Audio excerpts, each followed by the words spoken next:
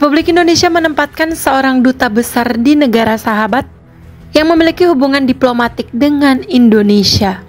Seorang duta besar biasanya memiliki gelar jabatan resmi, duta besar luar biasa dan berkuasa penuh Republik Indonesia.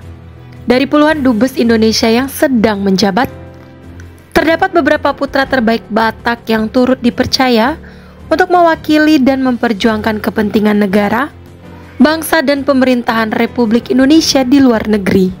Lalu siapa saja mereka? Langsung saja simak ulasan berikut ini.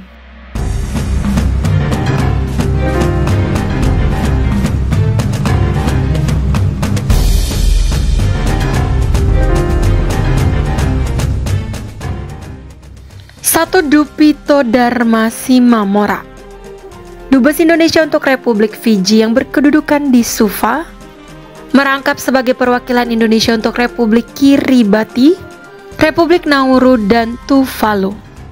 Republik Fiji adalah sebuah negara kepulauan di Samudra Pasifik Selatan. 2. Elmar Iwan Lubis, Dubes Indonesia untuk Republik Irak, berkedudukan di Baghdad.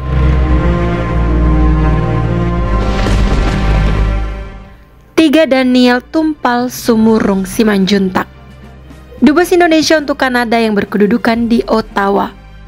Pak Daniel Simanjuntak meraih gelar sarjana ilmu politik Fakultas Ilmu Sosial dan Ilmu Politik serta Magister Hubungan Internasional di Universitas Indonesia.